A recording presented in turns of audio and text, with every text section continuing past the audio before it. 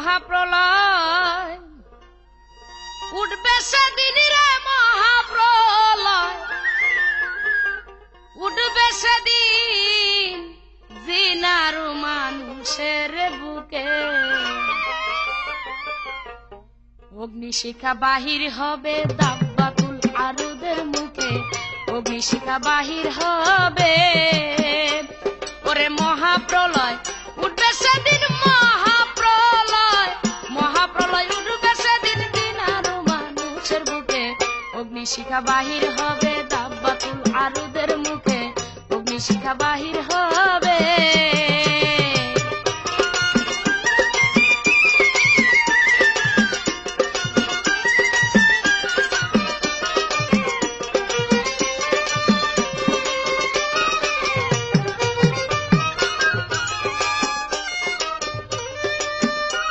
ওরে মাটি ফেটে শব্দ হবে শোনা যাবে ভয়ঙ্কর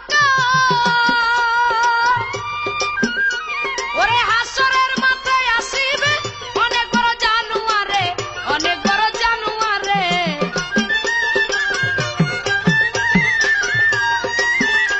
সেদিন মাটি ফেটে শব্দ হবে ফিরে শোনা যাবে ভয়ঙ্কর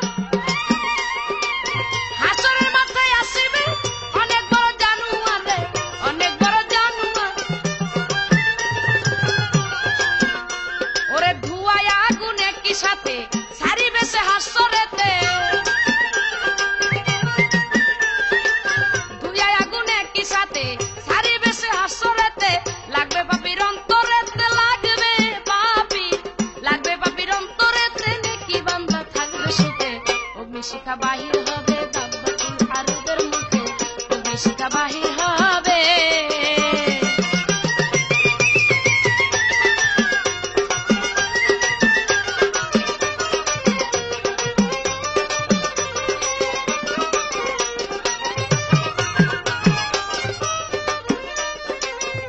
সেদিন কাহারো নাম ধরিয়া সিংহাসনে বসবেন সাই ওরে গুসা ভরে থাকবে তিনি দয়া মায়া কিছু নাই রে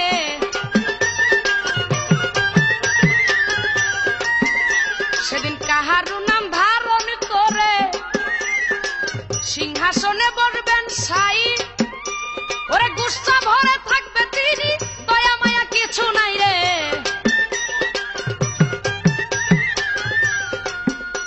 কিরে আবু বকর সিদ্দিক আমার বিচার করে নাকি সবার আবু বকর সিদ্দিক আমার বিচার করে নাকি সবার বলিবে দিনের সরওয়ার বলিবে দিনের সরওয়ার রাজি হবে আল্লাহ পাকে অগ্নিশিখা বাহির হবে দাব্বাতুল আরুদের মুখে অগ্নিশিখা বাহির হবে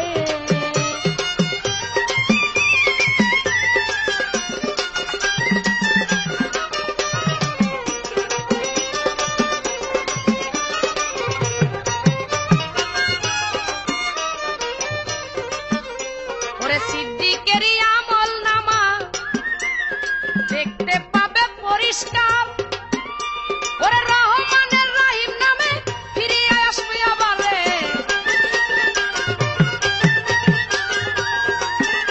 ওরে সিদ্দিকেরই আমল নামা যখন দেখতে পাবে পরিষ্কার ওরে রহমানের রহিম নামে ফিরিয়ে আসবে আবার রে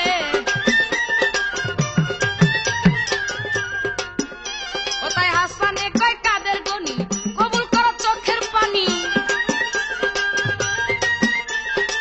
হাসানে কয় কাদের গনি কবুল করো চোখের পানি হইলে তোমার মেহেরবানি হইলে তোমার মেহেরবানি মাফ করে দিও বান্দাকে অগ্নিশিখা বাহির হবে দাব্বাতুল আরুদের মুখে অগ্নিশিখা বাহির হবে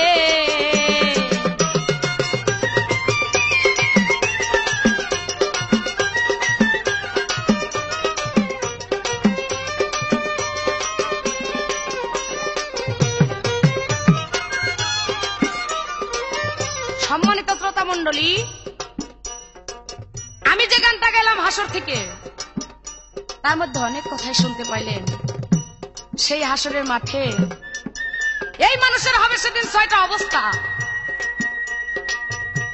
একটা হলো গেজায় গেজায় সেদিন ভাদাল গাছের মতো উঠতে থাকবে মাটি ফেটে কবর হইতে। সবাই থাকবে সেদিন উলঙ্গ ভেসে, সবাই থাকবে ঊর্ধ্বমুখী।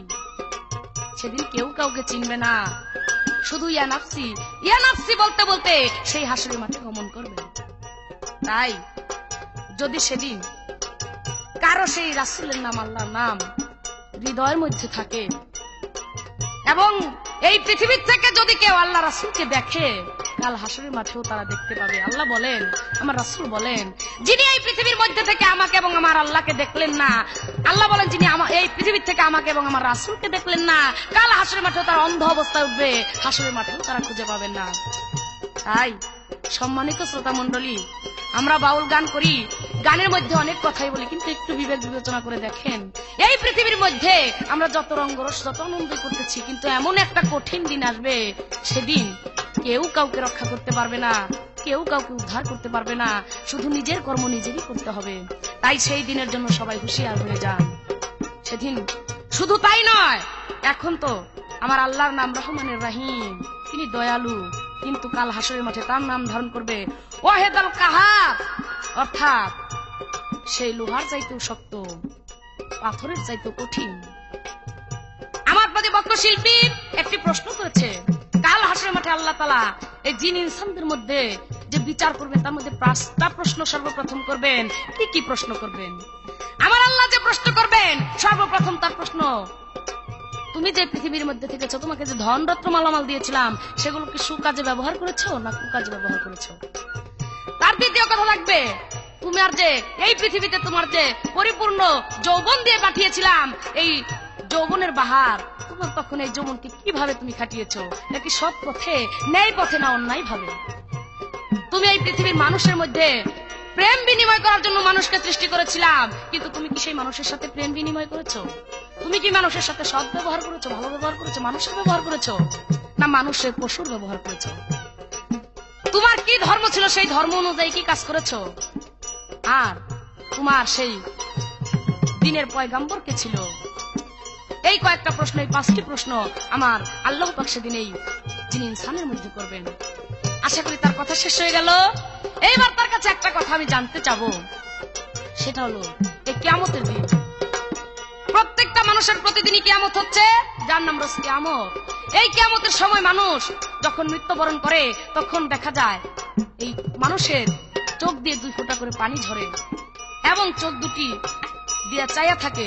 আমার জানার বিষয়, এই চায়া মৃত্যুর সময় কি যেন দেখে, কি দেখে, কাকে দেখে মানুষ? এই হলো রোজ কিয়ামত থেকে একটা কথা। আর সেই কিয়ামতের থেকে আর একটা কথা থাকবে ওনার কাছে আমার জানার বিষয়।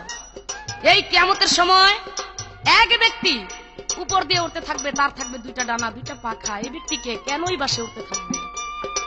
এই 2টি প্রশ্ন ভাবে তিনি মীমাংসা করবেন।